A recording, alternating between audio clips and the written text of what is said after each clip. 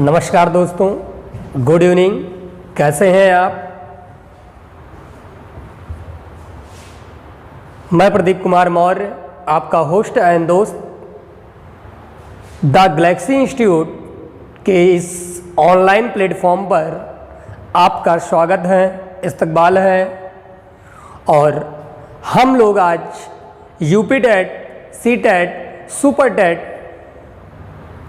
का एक आधार स्तंभ विषय मनोविज्ञान की चर्चा कर रहे थे और उसी क्रम में हम लोग आज पुनः मनोविज्ञान की अगली श्रृंखला के साथ उपस्थित हैं और उम्मीद करते हैं कि आपको यह लेक्चर, यह वीडियो बेहद पसंद आएगा और आपकी तैयारी में चार चांद लगाने का काम करेगा।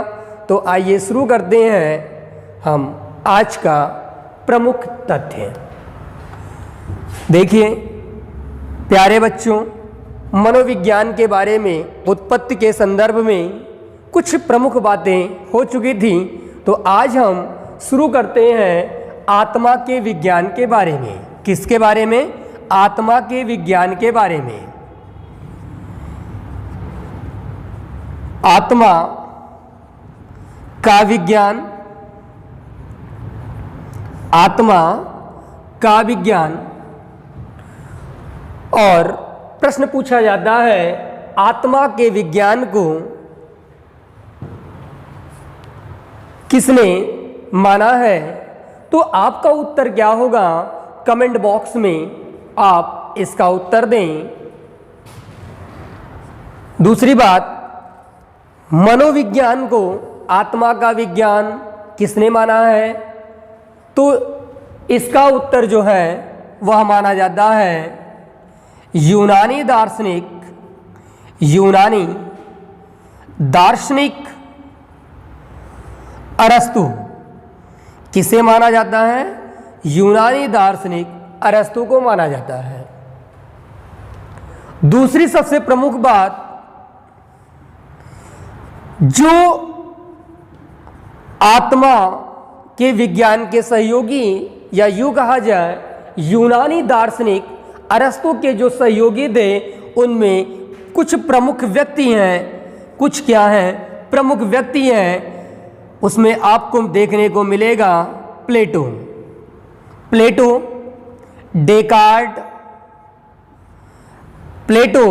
डेकार्ट, रुडोल्फ गोयकले और गैरिट। ये प्रमुख व्यक्ति हैं। ये क्या है? प्रमुख व्यक्ति हैं आत्मा के विज्ञान को मानने वाले। और इसमें एक व्यक्ति का और प्रमुख रूप से नाम लिया जाता है, जिनका नाम है जीन जैक्स रूसो। प्लेटो, डेकार्ट, रुडोल्फ गोयकले, गैरिट और जीन जैक्स रूसो, ये प्रमुख व्यक्ति हैं जो अरस्तु की बातों को समर्थन देते हैं, अरस्तु की बातों को मान्यता देते हैं कि आत्मा का विज्ञान ही मनोविज्ञान है। आत्मा का विज्ञान ही क्या है? मनोविज्ञान है।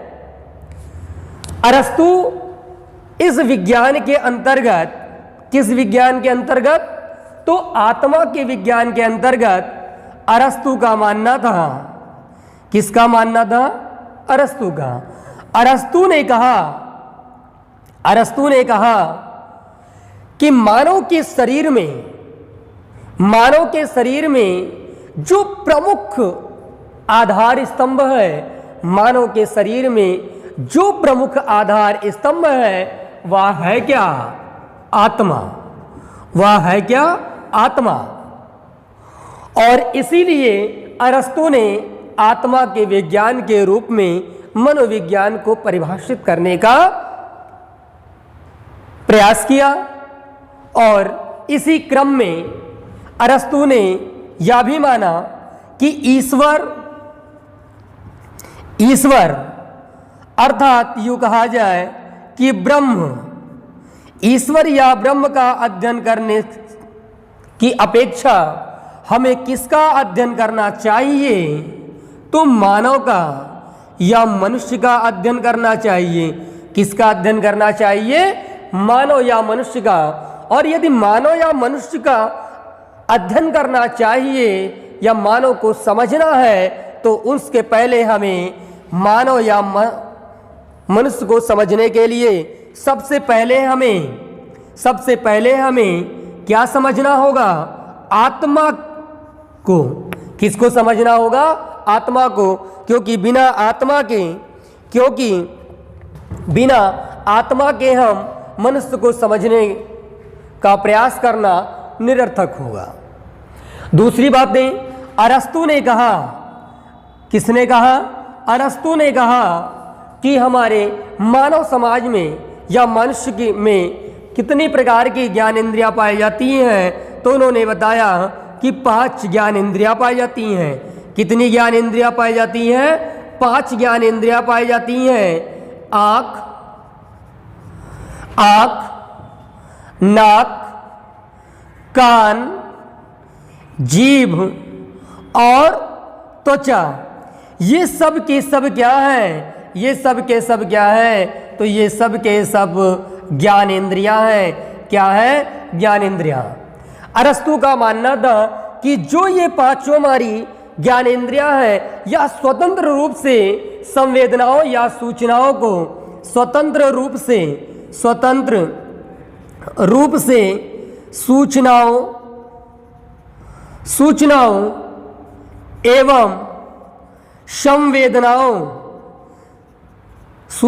एवं संवेदनाओं को आत्मा तक पहुंचाती है। कहाँ तक पहुंचाती है? आत्मा तक पहुंचाती है। यह बात किसने बतलाया? तो यह बात यूनानी दार्शनिक अरस्तु ने बतलाया। तो दोस्तों, अरस्तु के बारे में याद रखना होगा कि अरस्तु एक ऐसा दार्शनिक था जिसने सबसे पहले आत्मा को मनोविज्ञान माना। दूसरा फैक्ट याद रखिएगा, अरस्तु ने ईश्वर या ब्रह्म को जानने से पहले उसने कहा मानव को जानना होगा, और मानव को जानने से पहले हमें आत्मा को जानना होगा। आत्मा है क्या? आत्मा का कार्य क्या है? आत्मा का प्रकृति क्या है? आत्मा का नेचर क्या है? आत्मा का रंग क्या है? रूप क्या है? कार्य क्या है? इन सभी तथ्यों को जानना होगा और उसके पश्चात हम मानव या मनुष्य को जान सकते हैं, मनुष्य को पहचान सकते हैं। और इसी क्रम में अरस्तु ने बताया कि व्यक्ति के अंदर 5 ज्ञानेंद्रियां पाई जाती हैं जो स्वतंत्र रूप से निर्बाध रूप से सूचनाओं का, संवेदनाओं का जो संग्रहण है वह कलेक्शन आत्मा तक पहुंचाने का कार्य करती है। इसी के संदर्भ में एक व्यक्ति आपको मिलेगा जिस व्यक्ति का नाम है गैरिट। क्या नाम है? गैरिट महोदय ने सबसे पहले साइकोलॉजी शब्द का वर्गीकरण किया। साइकोलॉजी शब्द का सबसे पहले वर्गीकरण किया। प्रश्न पूछा जाता है कि साइकोलॉजी शब्द का सबसे पहले वर्गीकरण किसने किया था? तो साइकोलॉजी शब्द का सबसे पहले वर्गीकरण करने वाला व्यक्ति गैरिट महोदय है। इस व्यक्ति ने क्या किया? साइकी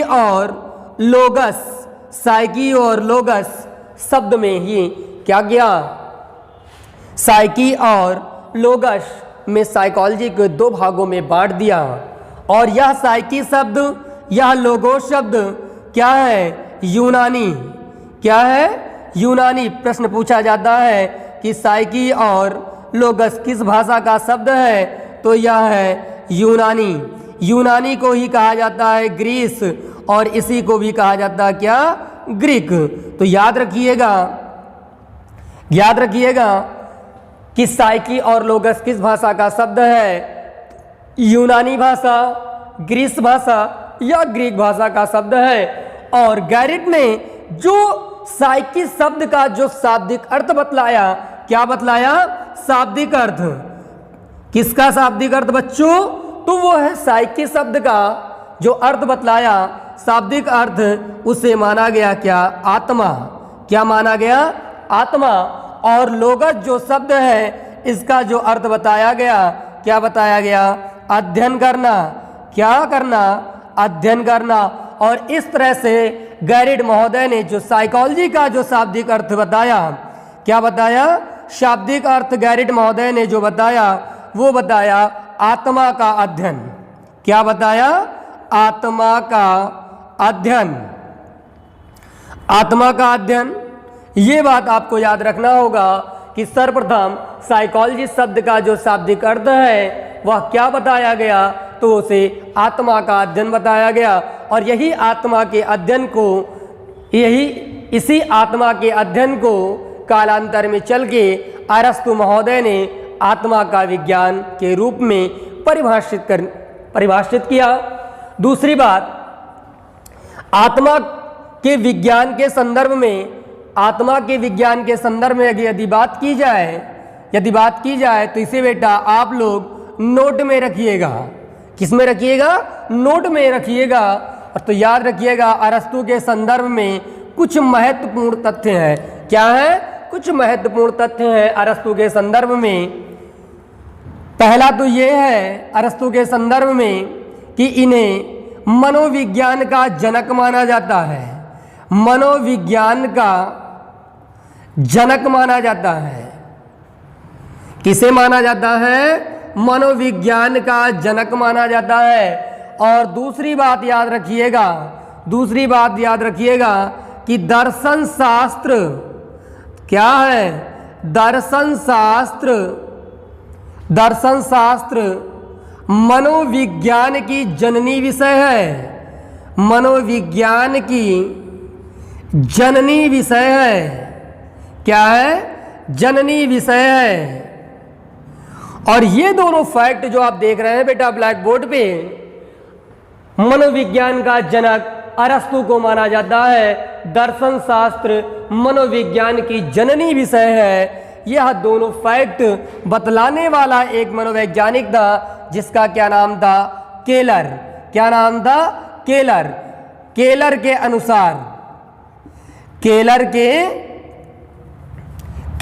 अनुसार ये तथ्य आपको याद रखना होगा कि केलर ने मनोविज्ञान का जनक अरस्तु को माना है और दर्शन शास्त्र को मनोविज्ञान का जनक माना है। तो ये दो पॉइंट याद रखिएगा। प्रश्न पूछा जाता है कि अरस्तु को मनोविज्ञान का जनक किसने माना है? तो आपका उत्तर क्या होगा? केलर महोदय। दूसरा, दर्शन शास्त्र को मनोविज्ञान का जननी विषय किस मनोवैज्ञानिक ने माना है? तो आपका उत्तर क्या होगा? तो आपका उत्तर होगा केलर महोदय।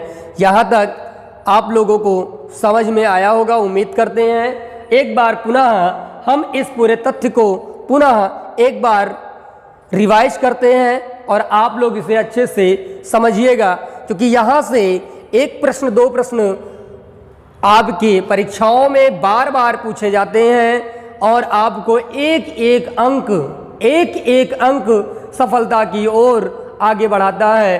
तो आइए देखते हैं आत्मा का विज्ञान। आत्मा का विज्ञान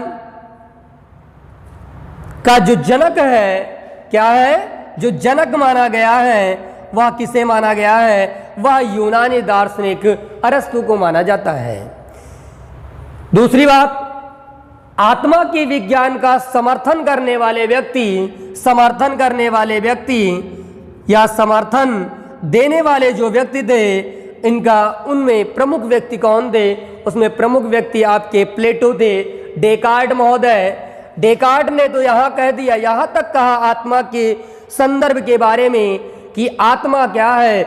जो व्यक्ति के शरीर में बहने वाला रक्त है, व्यक्ति के शरीर में बहने वाला रक्त ही आत्मा है। अर्थात यह जो व्यक्ति था अरस्तु का प्रबल समर्थक व्यक्ति था। इसने आत्मा के संदर्भ में मनुष्य में बहने वाली रक्त की संज्ञा दे दी। ठीक उसी प्रकार से एक व्यक्ति था रुडोल्फ गोइकले। क्या था? रुडोल्फ गोइकले। और रुडोल्फ गोइकले के बारे में आपको पता है कि यह व्यक्ति ने सबसे पहले मनोविज्ञान शब्द का इस व्यक्ति ने सबसे पहले मनोविज्ञान शब्द का प्रयोग किया। क्या किया? प्रयोग किया। किस पुस्तक में? किस पुस्तक में? तो आपको याद रखना होगा साइकोलॉजिया में। किस पुस्तक में? साइकोलॉजिया पुस्तक में। साइकोलॉजिया पुस्तक में सबसे पहले मनोविज्ञान शब्द का प्रयोग किया। प्रश्न पूछा जाता है कि मनोविज्ञान शब्द का सबसे पहले प्रयोग किसने किया? तो रुडोल्फ गोइकले महोदय ने। किस पुस्तक में वर्णन मिलता है? तो साइकोलॉजिया पुस्तक में मिलता है। और बेटा आपको पिछली वीडियो में भी बताया गया था कि 1590 ईस्वी या 16वीं शताब्दी में, यह 16वीं शताब्दी में साइकोलॉजिया पुस्तक का प्रकाशन होता है। और यही साइकोलॉजिया जो पुस्तक है इसे मनोविज्ञान का प्रथम क्या माना गया है? ग्रंथ माना गया है, पुस्तक माना गया है। ठीक। और इसके बाद में एक व्यक्ति मिलता है जिसका क्या नाम है? Jean Jacques Rousseau. तो ये कुछ प्रमुख व्यक्ति थे जो आत्मा के समर्थन में थे, आत्मा के विज्ञान के समर्थन में थे। ठीक। और इसीलिए अरस्तु ने भी कहा कि व्यक्ति के अंदर 5 ज्ञान इंद्रियां होती हैं जो निर्बाध रूप से सूचनाओं का संचरण आत्मा तक पहुंचाने का कार्य करती हैं। अरस्तु का मानना था कि हमें ब्रह्म को जानना नहीं है, हमें मनुष्य को जानना है। ये बात आपको याद रखना होगा। अरस्तु कभी भी ब्रह्म के ज्ञान की तरफ नहीं बढ़ा, बल्कि मानव को समझने की तरफ बढ़ा। और उसके समझने में सबसे पहला जो कारगर था वह उसने किसे माना? वह उसे आत्मा को माना। तो ऐसी स्थिति में आत्मा का जो प्रबल व्यक्ति था, प्रबल समर्थक व्यक्ति था, वह अरस्तु था। और साइकोलॉजी शब्द का जो वर्गीकरण करने वाला व्यक्ति था उसका क्या नाम था? गैरिड महोदय। गैरिड महोदय ने साइकोलॉजी शब्द को 2 भागों में बांटा। एक साइकी शब्द, दूसरा लोगस। साइकी शब्द का शाब्दिक अर्थ क्या बतलाया गैरिड महोदय ने? आत्मा। और लोगस को उन्होंने बताया अध्ययन करना। और साइकी प्लस लोगस जो है यह किस भाषा का शब्द है? तो यह किस भाषा का शब्द है दोस्तों? तो यूनानी भाषा। ऑप्शन में यदि आपके यूनानी भाषा है तो वो भी सही होगा। ग्रीस है या ग्रीक है, इन तीनों में से कोई भी भाषा होगी तो ऑप्शन अकॉर्डिंग इसे आप लोग सही करिएगा। ठीक। इसके बाद में नोट में एक पॉइंट लिखा गया, अति महत्वपूर्ण है। छत्तीसगढ़ के टेट में पूछा गया था कि मनोविज्ञान का जनक अरस्तु को माना जाता है, तो किसने माना है? तो आपका उत्तर होगा केलर महोदय ने। दर्शन शास्त्र मनोविज्ञान की जननी विषय है। यह तथ्य किसके द्वारा प्रमाणित किया गया है? तो यह तथ्य केलर महोदय के द्वारा प्रमाणित किया गया है। आप लोग इस का पूरा आप स्क्रीनशॉट लीजिए। तत्पश्चात हम लोग अपने नेक्स्ट विज्ञान की तरफ बढ़ते हैं। चलिए अब अगले विज्ञान की तरफ हम लोग बढ़ते हैं। इसमें हम देखते हैं आत्मा के विज्ञान के बाद में मन और मस्तिष्क के विज्ञान के बारे में। किसके बारे में? आत्मा के विज्ञान के पश्चात मनोविज्ञान ने जिस स्वरूप को धारण किया, आत्मा के विज्ञान के बाद जिस स्वरूप को धारण किया वह स्वरूप क्या था? वह स्वरूप क्या था? मन मस्तिष्क का विज्ञान। क्या था? मन मस्तिष्क का विज्ञान। और एक क्वेश्चन बार बार पूछे जाते हैं। क्या है? एक क्वेश्चन बार बार पूछे जाते हैं। आप लोग गेस करिए मन मस्तिष्क से कौन सा प्रश्न पूछा जाता है? मन मस्तिष्क से कौन सा प्रश्न पूछा जाता है? ये कई बार क्वेश्चन पूछे गए हैं। और ऐसी स्थिति में आपका उत्तर क्या होगा? आप लोग कमेंट बॉक्स में इसका उत्तर देने का प्रयास करें।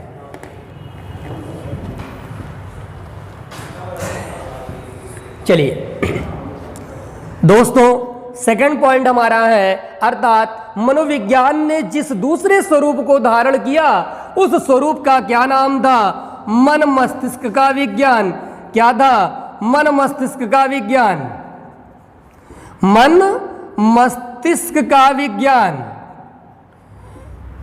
मन मस्तिष्क का विज्ञान। इस पूरे घटनाक्रम में अगर आप देखेंगे तो सबसे पहले आत्मा के विज्ञान का उद्भव होता है और आत्मा के विज्ञान में कुछ कमियां रही हैं, जिसकी आलोचनाएं होती हैं और आलोचनाओं के पश्चात वह विज्ञान अमान्य कर दिया गया और अमान्य करने के पश्चात फिर यहाँ पर एक नए स्वरूप का उद्भव होता है जिसका नाम था मन मस्तिष्क का विज्ञान। और मन मस्तिष्क के विज्ञान में सबसे पहला जो शब्द आपको देखने को मिलेगा वो है पंपोलॉजी। क्या है? वो है पंपोलॉजी। और यह शब्द जो है या इसका जो विकास हुआ था वो इटली में था। क्या था? इसका विकास इटली में था। दूसरी बात अगर आप देखिएगा तो एक प्रश्न पूछे जाते हैं, बार बार क्वेश्चन पूछा जाता है, मन मस्तिष्क का अध्ययन करने वाले विज्ञान को क्या कहा जाता है? मन मस्तिष्क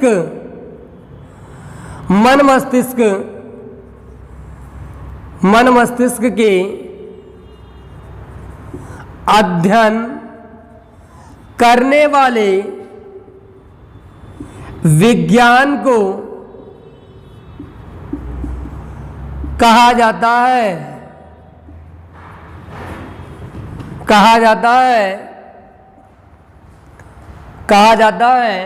तो इसका उत्तर बेटा आप लोग कमेंट बॉक्स में दें, जल्दी जल्दी फटाफट आप लोग इसका उत्तर फटाफट दें। चलिए बताते हैं इसका उत्तर क्या होगा। तो इसका उत्तर है पंपोलॉजी। क्या है इसका उत्तर? पंपोलॉजी। और यह क्वेश्चन बार बार पूछा जाता है, इसलिए इसके आगे आप लोग स्टार बना लीजिए। बार बार क्वेश्चन पूछे जाते हैं। अब यहाँ पर कुछ सहयोगियों की बात कर लेते हैं। किसकी बात कर लेते हैं? सहयोगियों की या समर्थन करने वाले व्यक्तियों की।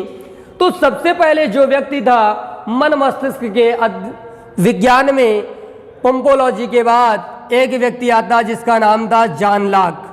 क्या नाम था? John Locke. और यह व्यक्ति प्रमुख व्यक्ति माना गया।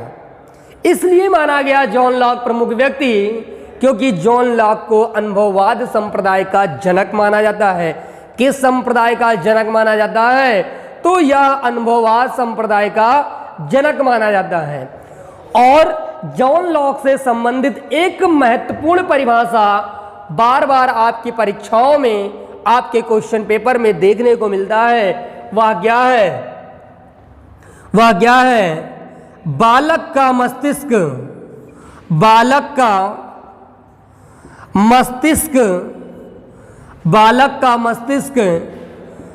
कोरे कागज के समान है। कोरे कागज के समान है।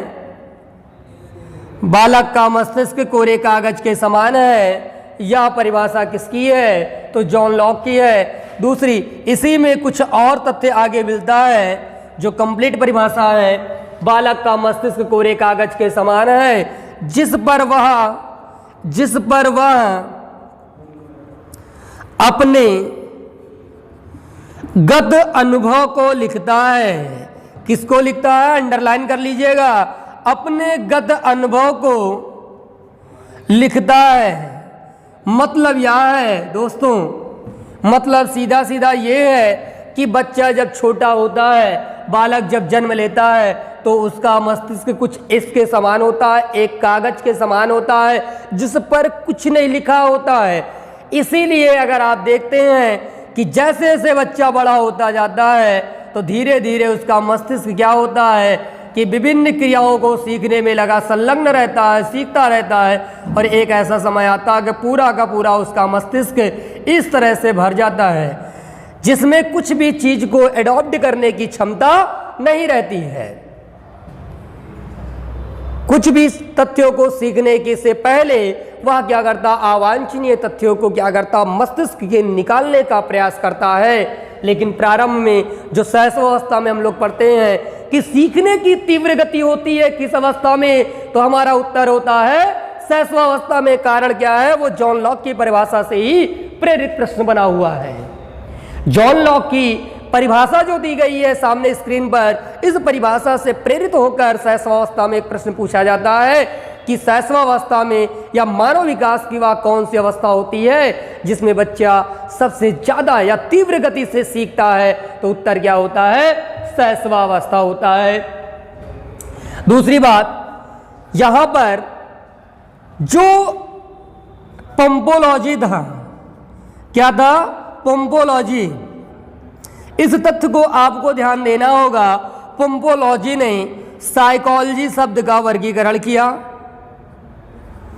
किस शब्द का वर्गीकरण किया? साइकोलॉजी शब्द का। अब आपके अभी दिमाग में एक नया प्रश्न उपजा होगा कि सर अभी आपने बताया कि साइकोलॉजी शब्द का वर्गीकरण गैरेट महोदय ने किया, तो बिल्कुल सही। सबसे पहला व्यक्ति जो था साइकोलॉजी का वर्गीकरण करने वाला वह गैरेट महोदय था, और अंत में जो साइकोलॉजी का वर्गीकरण करने वाला व्यक्ति था वह क्या था? पंपोलॉजी था। क्या था? पंपोलॉजी। साइकोलॉजी शब्द, जो ये साइकोलॉजी शब्द है, इसका भी वर्गीकरण किसने किया? पंपोलॉजी ने किया। और इसे भी बताया गया क्या? साइकी। क्या बताया गया? साइकी। और दूसरा बताया गया लोगस। क्या बताया गया? लोगस। अब यहां पर अब गैरेट और पंपोलॉजी में यदि आप कंपैरिजन करेंगे तो उत्तर अलग अलग होगा। गैरेट महोदय ने साइकोलॉजी का जो विभाजन किया उसमें साइकी शब्द को बताया क्या? आत्मा। जबकि पंपोलॉजी ने साइकोलॉजी के साइकी शब्द को क्या बताया? मन। क्या इसका अर्थ निकला? मन। और लोगस का अर्थ सेम था। गैरेट ने भी लोगस का बताया क्या अर्थ? टू स्टडी, अर्थात अध्ययन करना। और यहां पर क्या बताया गया? भी अध्ययन करना।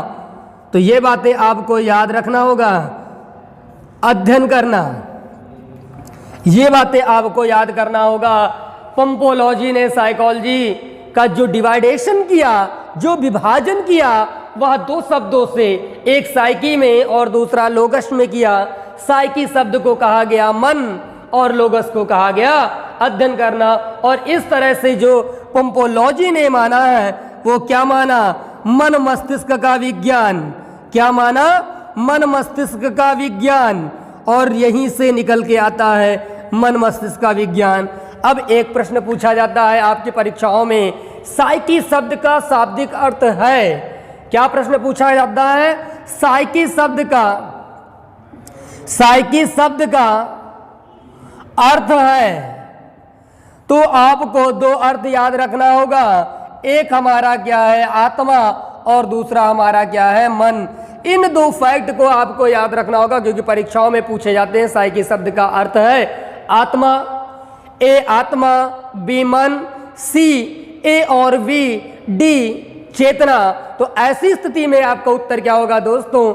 ए और बी दोनों होगा, क्योंकि यहां पर साइकी शब्द का जो अर्थ है वो आत्मा और मन दोनों है।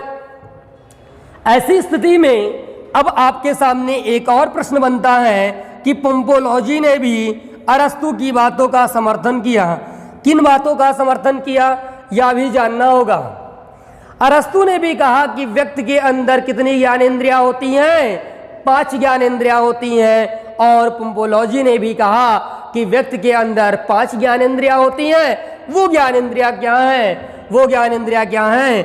तो इसने बताया गया कि वह ज्ञानेंद्रियां क्या होती हैं? आँख, नाक, कान, जीभ और त्वचा होती हैं। क्या होती है? त्वचा होती हैं। आँख, नाक, कान, जीभ और त्वचा, ये 5 क्या होती हैं? ये पांचों क्या हैं? तो ये 5 आपकी ज्ञानेंद्रियां हैं। और यही ज्ञानेंद्रियां क्या करती हैं? अब अगर आप देखिएगा, थोड़ा सा अगर आप कंपैरिजन कर कर अध्ययन करते हैं तो विषय वस्तु दूध की तरीका और दूध और पानी में जिस प्रकार से हम लोग भेद करते हैं, उसी तरीके से आत्मा और मन मस्तिष्क में भी हम क्या कर सकते हैं, एकदम स्पष्ट अंतर कर सकते हैं कि आत्मा की विषय वस्तु क्या थी और मन मस्तिष्क का विषय वस्तु क्या रहा। तो ऐसी स्थिति में ज्ञानेंद्रिया तो 5 दोनों के अकॉर्डिंग है, पर ज्ञानेंद्रियों का कार्य अलग अलग, दोनों ने अलग अलग बताया। अरस्तु ने बताया कि निर्वाध रूप से, अरस्तु ने क्या कहा कि निर्वाध रूप से सूचनाओं संवेदनाओं का जो संग्रहण है वह आत्मा तक पहुंचाने का कार्य होता है। जबकि पंपोलॉजी ने क्या कहा, जबकि पंपोलॉजी ने कहा कि जो व्यक्ति की 5 ज्ञानेंद्रियां हैं, जो 5 ज्ञानेंद्रियां हैं, वह ज्ञानेंद्रियां क्या करती हैं, निर्वाध रूप से, निर्वाध का मतलब क्या हुआ, स्वतंत्र रूप से, स्वतंत्र रूप से सूचनाओं या सूचनाओं का संचरण या सूचनाओं को मन मस्तिष्क तक पहुंचाती हैं, मन मस्तिष्क तक पहुंचाती हैं। ये बात आपको याद रखना होगा, ये बात आपको याद रखना होगा कि यह बात किसने बतलाई, तो यह बात आप याद रखिएगा पंपोलॉजी के द्वारा बतलाया गया। तो आज आप लोगों ने क्या देखा, मनोविज्ञान के अंतर्गत आत्मा का विज्ञान की प्रकृति क्या है, स्वरूप क्या है, अध्ययन क्यों किया जाता है, इसकी विषय वस्तु क्या रही है, और उसके कुछ महत्वपूर्ण प्रश्नों को आपने देखा। उसके बाद आप लोगों ने देखा कि मन मस्तिष्क का विज्ञान का उदय होता है, और उदय के स्वरूप में आपने कुछ प्रमुख तथ्यों को देखा। उम्मीद करते हैं कि आपको यह आज का यह वीडियो पसंद आएगा, और यदि आपको पसंद आए तो दोस्तों को शेयर करें, लाइक करें और सब्सक्राइब करें। और इसी के साथ आज की क्लास समाप्त होती है। कल पुनः हम इसके आगे के क्लास को बढ़ाएंगे। तब तक के लिए धन्यवाद, शुभ रात्रि।